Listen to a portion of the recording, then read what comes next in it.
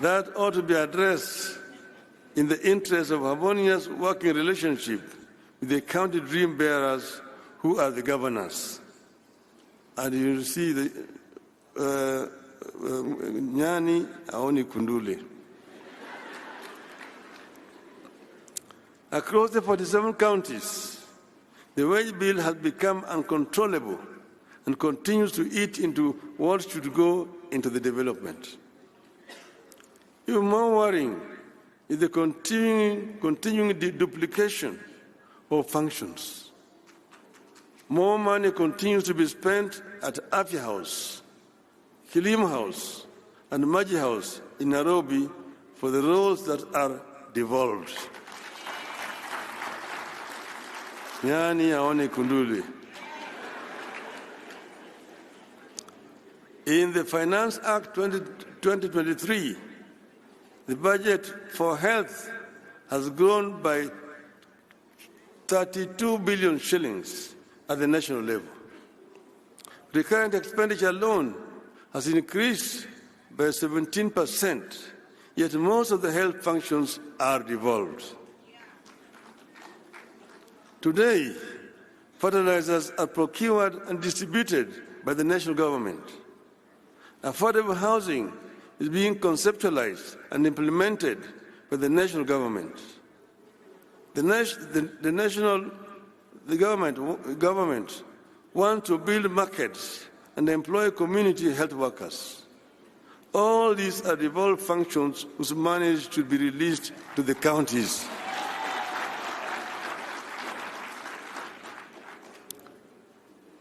"10 years into devolution, this tug of war between the counties and the national government needs to come to an end. In this tug of war, the Commission of Revenue Allocation continues to be ignored, making revenue sharing between national and county governments and among counties uneven and more political than professional." Nyani aone kuduli. As we castigate the national government, let us worry over devolved corruption. Oversight seems concentrated at the national level, while the graft stalks devolution at every turn.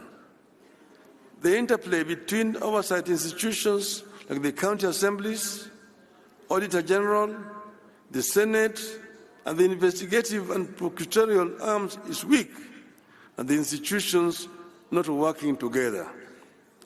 But I want to say that it's not only that the corruption has been devolved, corruption has also remained very big at the national level. So the national level has no business talking to you about devolved corruption. When assemblies and the Senate inquire into a matter, the best they can do is recommend investigation. When investigators complete their work, the best they can do is to recommend prosecution. And there is, of course, no guarantee that the courts will punish the wrongdoers. Let us address these man-made challenges once and for all, so that we can unleash the full transformative capacities of our counties. We need a constant and consistent monitoring of all laws governing devolution to ensure their implementation and to add statutes whenever they are needed. Your Excellencies, ladies and gentlemen, we meet at a time our country is facing real grave threats. This is a reality check backed by government data. The economy is struggling. Our national currency is severely weakened. The shilling has fallen by 10% since March this year.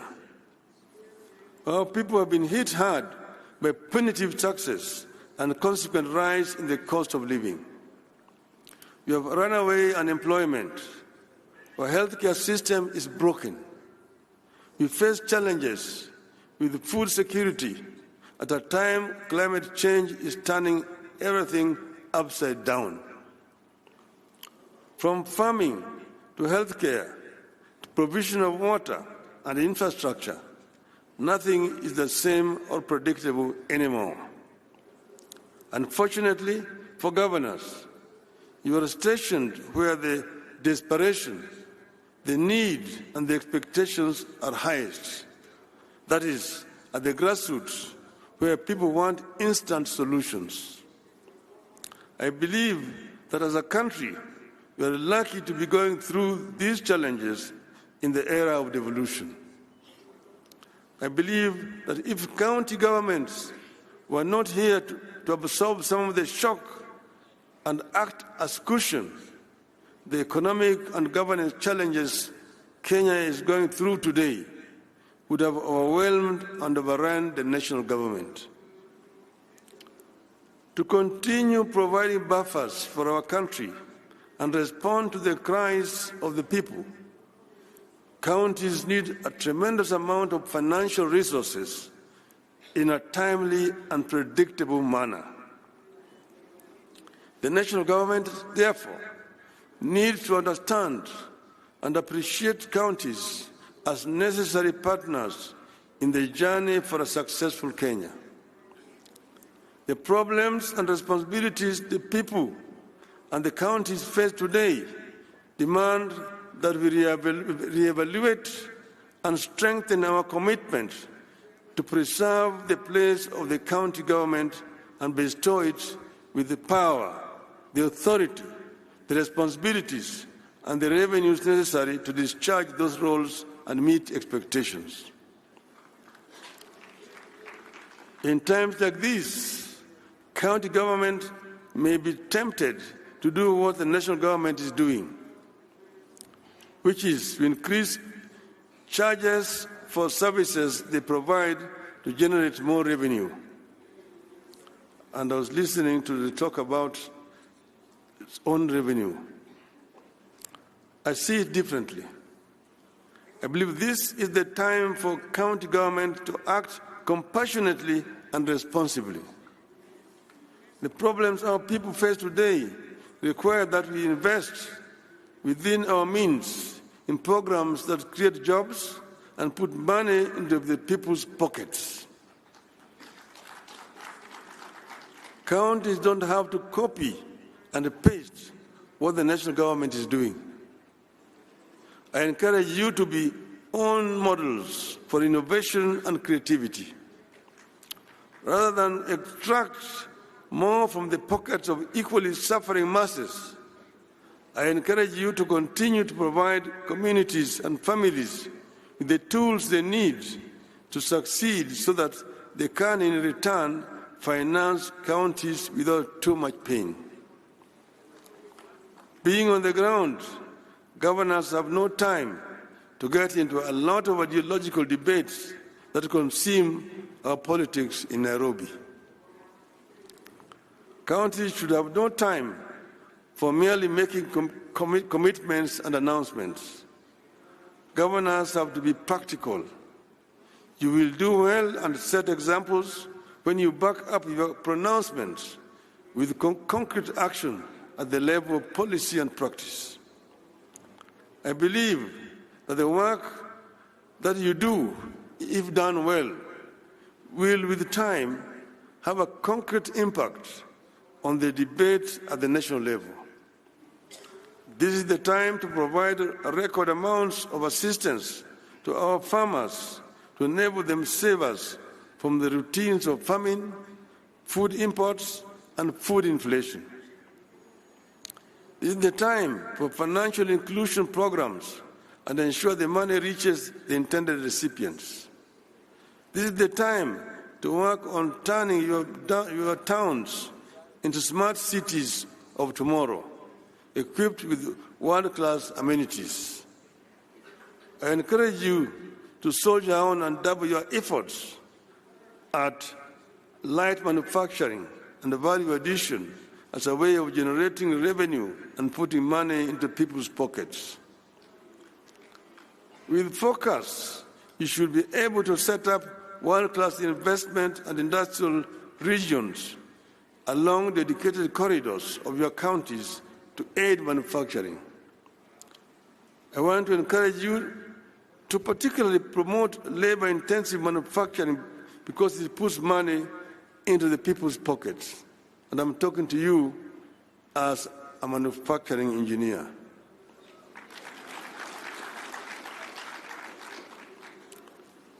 Put focus on building infrastructure, including roads, electricity, and water and farm irrigation. This will yield returns. We have to ensure that our policies are predictable and tax regimes stable. Ease of doing business in your counties must therefore be a prime concern. Investors need the assurance that the rules of engagement are the easiest that can be. Remove bureaucracy. With such clarity, you will be able to create employment opportunities, encourage enterprise, and to create a bigger job market for our youth, widening your base for revenue. I believe it is time, again within your means, to allocate some of the money from own revenue to a cash transfer program to help protect the poor at the grassroots. I want to encourage you to continue with cooperation between counties. At the same time, however, we need a competitive element among counties to prevent the temptation to just maintain the status quo. Let us compete even as you cooperate. Finally, ladies and gentlemen, I want to disclose to you a reality slowly taking shape in our country, but which many of us, including the governors, may not notice. While national politicians may be getting all the attention, the action of translating policies into improvement of livelihoods is actually being determined by governors, county assemblies, and county governments. I see immense possibility for our county-driven growth and leadership in our country. I see potential for a county-driven quantum leap in our country. This hidden reality is not limited to one section of our region. The potential is unlimited. Be open to ideas, investments, and innovations. You may just be the team that put the country on the path to a reversible takeoff.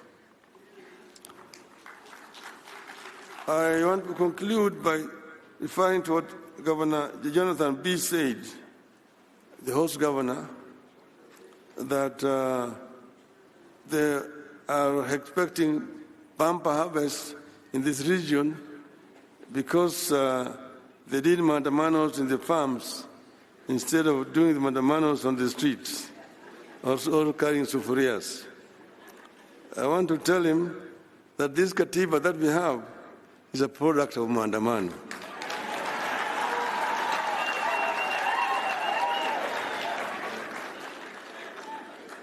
And I also want to remind that if Maandamano can help families whose children were cheated or money being taken to Finland, there's nothing wrong with Maandamano.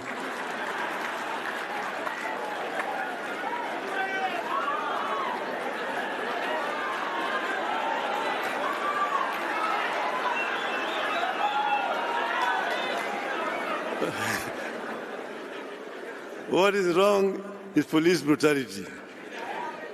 And finally, I want to tell a rogue ambassador, leave Kenyans alone. If Maandamano can lead to a dialogue between Ichung'wah and Kalonzo, everything is good with Maandamano.